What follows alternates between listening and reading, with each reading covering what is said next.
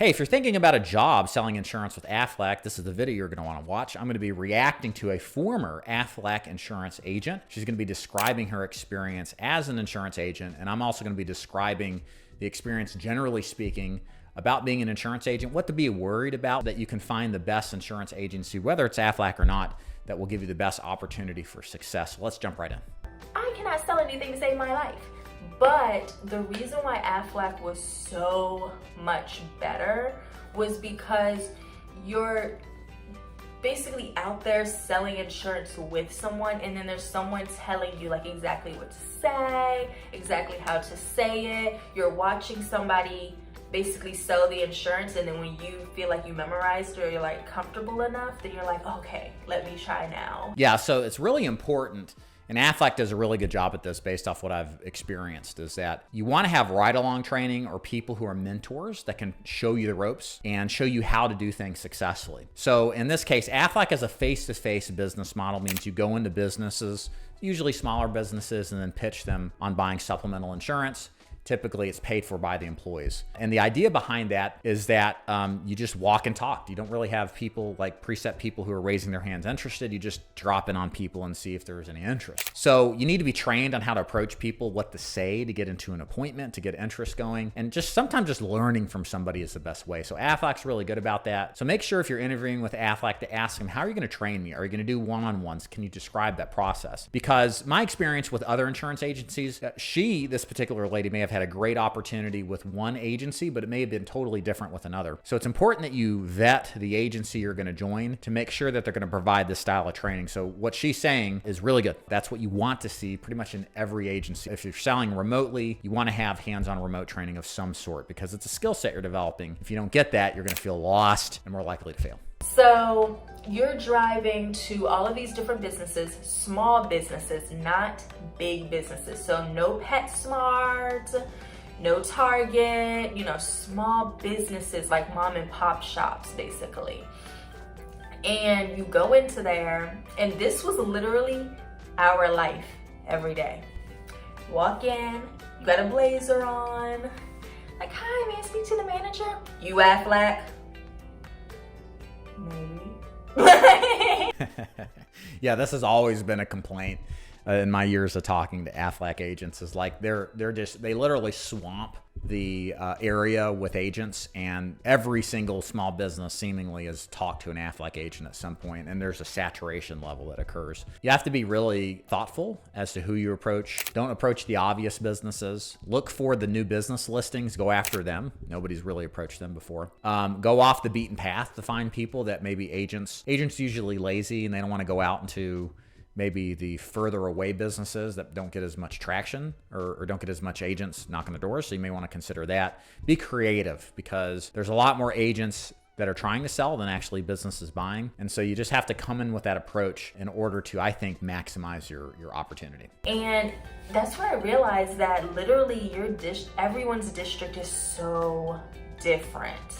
So it's like, I was lucky where I got picked, to tell you the truth, because where I was picked and who I was working for, they really cared about me. They really cared about me making money. They really cared about me being a wonderful salesperson, compared to like other districts. Some of them was like, if you didn't sell anything, they would tell you to come to the office and give you a phone book and tell you. Yeah, so this is an issue across the industry.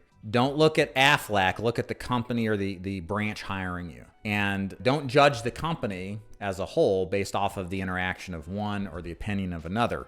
There's another video I just did, and the lady was working for another company, and she had a miserable experience, but the other one, her friend down in Texas, had a great experience. Two totally different experiences, same company. So likewise, why is this important? Well, you need to be asking the company, the branch you're joining, do you train? How do you get me in front of prospects? Walk me through the training. You almost want to interview them and vet them as much as they vet you, because it happens that a lot of agencies will just recruit anybody that has an inkling of interest and don't really be as selective as they could be. So it's incumbent upon you to kind of go the next layer deep and make sure, is this opportunity legit? Is it the best for me? And that requires you to ask some questions and show some initiative. Things about Aflac, and I don't think it's just Aflac. I really think it's like all of selling insurance.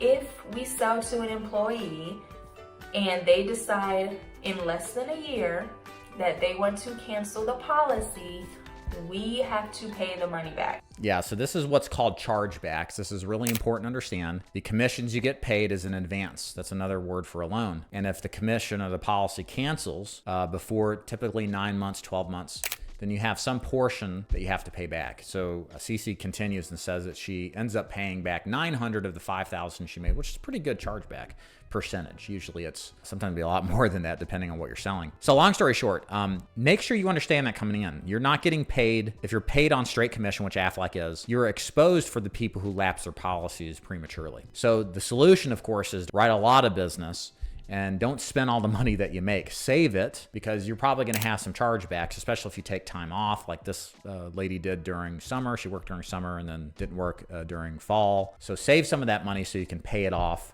when the chargeback letters are sent out and it's required for you to pay. And then the taxes. The taxes is what's horrible, which luckily the district that I was with and the person that I was like partnered with, she stressed taxes. Like the first day I got in her car, she was like, okay, so you save 30% of each paycheck to go towards taxes. And I was like, okay. And she was like, you write down all of your expenses for your car, your gas, your everything. And I was like, okay. And she was like, you write down the mileage every single day. Yeah, so this is really important. When you're with Aflac, you're a 1099 independent contractor. So the money that you make is going to be taxed at 15%, not 7.5% as an employee. Social Security and Medicare tax, they pay half of that. Well, now as an independent contractor, and this would be true anywhere, if you're an independent contractor, you have to pay the whole thing, so it's 15%. So there's gonna be a little bit higher bill due, and it's not deducted at the time you get paid. You see, you gotta pay that quarterly.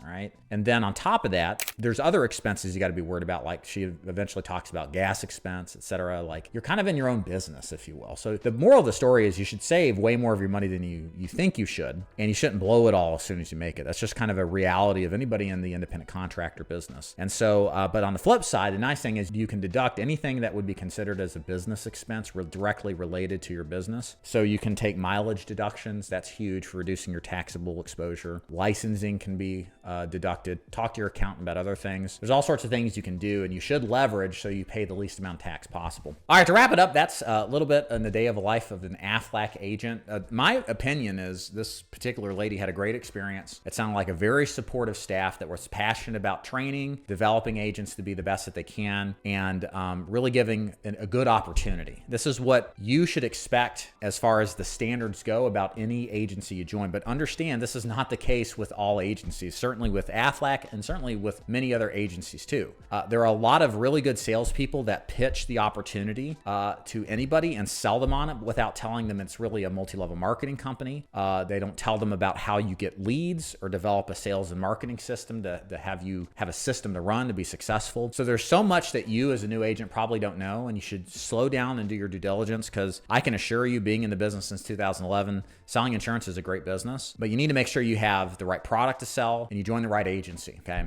And you should slow your roll to figure out what's out there, because there's a lot of scams, there's a lot of MLMs, and there's a lot of bad apples, unfortunately. So you don't want to squander this opportunity. You want to make sure it's a good fit. So do research. If you're interested in looking at another option to sell insurance, I run an insurance agency. It's national. It's called the Dig Agency. You can click the link in the description box below or go to daviddufour.com. What my company does is specialize in recruiting agents to sell final expense life insurance, basically burial insurance, remotely from home. You don't even have to go anywhere. And we provide you the leads. These are people who express interest online and say, yeah, I'm interested in life insurance. We teach you how to sell it. We teach you how to use the systems, the phone systems, the carriers. We're an independent agency. You get to pick and choose which company works best for your client based off their budget and health.